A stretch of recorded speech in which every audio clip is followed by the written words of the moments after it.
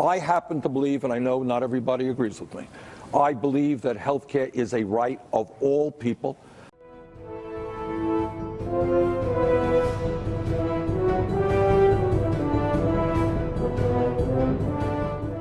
Natural Law and Natural Rights. Locke's celebrated Second Treatise on Government was certainly one of the first systematic elaborations of libertarian, individualistic, natural rights theory. Indeed, the similarity between Locke's view and the theory set forth below will become evident from the following passage. Every man has a property in his own person. This nobody has any right to but himself. The labor of his body and the work of his hands, we may say, are properly his. Whatsoever then he removes out of the state that nature hath provided and left it in, he hath mixed his labor with, and joined to it something that is his own, and thereby makes it his property. It being by him removed from the common state nature placed it in, it hath by this labor something annexed to it that excludes the common right of other men. For this labor being the unquestionable property of the laborer, no man but he can have a right to what that is once joined to. He that is nourished by the acorns he picked up under an oak, or the apples he gathered from the trees in the wood, has certainly appropriated them to himself. Nobody can deny but the nourishment is his. I ask then, when did they begin to be his? And 'tis plain, if the first gathering made them not his, nothing else could. That labor put a distinction between them and common.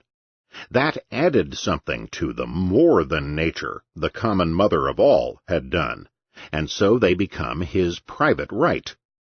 And will anyone say he had no right to those acorns or apples he thus appropriated, because he had not the consent of all mankind to make them his? If such a consent as that was necessary, man had starved, notwithstanding the plenty God had given him.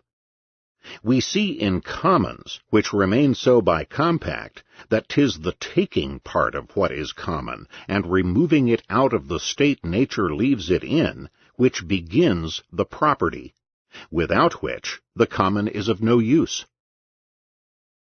The myriad of post-Locke and post-Leveler natural rights theorists made clear their view that these rights stem from the nature of man and of the world around him.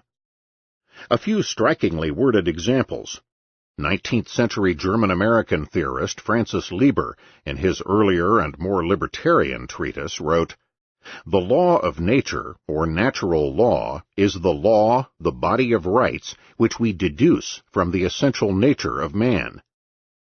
And the prominent 19th-century American Unitarian minister William Ellery Channing, "All men have the same rational nature and the same power of conscience, and all are equally made for indefinite improvement of these divine faculties, and for the happiness to be found in their virtuous use."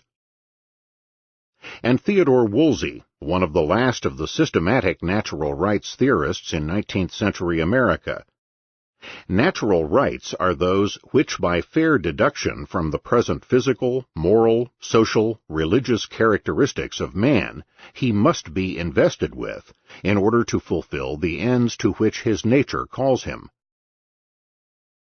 If, as we have seen, natural law is essentially a revolutionary theory, then so, a fortiori, is its individualist natural rights branch. As the 19th-century American natural rights theorist Elisha P. Hurlburt put it, "The laws shall be merely declaratory of natural rights and natural wrongs, and whatever is indifferent to the laws of nature shall be left unnoticed by human legislation, and legal tyranny arises whenever there is a departure from this simple principle." A notable example of the revolutionary use of natural rights is, of course, the American Revolution, which was grounded in a radically revolutionary development of Lockean theory during the 18th century. The famous words of the Declaration of Independence, as Jefferson himself made clear, were enunciating nothing new, but were simply a brilliantly written distillation of the views held by the Americans of the day. We hold these truths to be self-evident, that all men are created equal, that they are endowed by their Creator with certain unalienable rights, that among these are life, liberty, and the pursuit of happiness. The more common triad at the time was life, liberty, and property. That to secure these rights, governments are instituted among men, deriving their just powers from the consent of the governed. That whenever any form of government becomes destructive of these ends, it is the right of the people to alter or to abolish it. Particularly striking is the flaming prose of the great abolitionist William Lloyd Garrison, applying natural rights theory in a revolutionary way to the question of slavery. The right to enjoy liberty is inalienable. Every man has a right to his own body, to the products of his own labor, to the protection of law. That all these laws which are now in force admitting the right of slavery are therefore before God utterly null and void, and therefore they ought instantly to be abrogated. We shall be speaking throughout this work of rights, in particular the rights of individuals to property in their persons and in material objects. But how do we define rights? Right has cogently and trenchantly been defined by Professor Sadowski.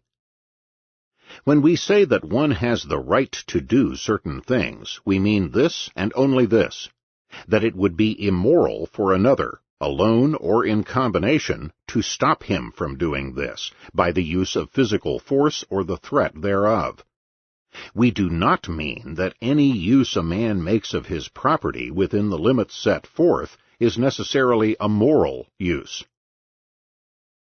Sadowski's definition highlights the crucial distinction we shall make throughout this work between a man's right and the morality or immorality of his exercise of that right. We will contend that it is a man's right to do whatever he wishes with his person. It is his right not to be molested or interfered with by violence from exercising that right.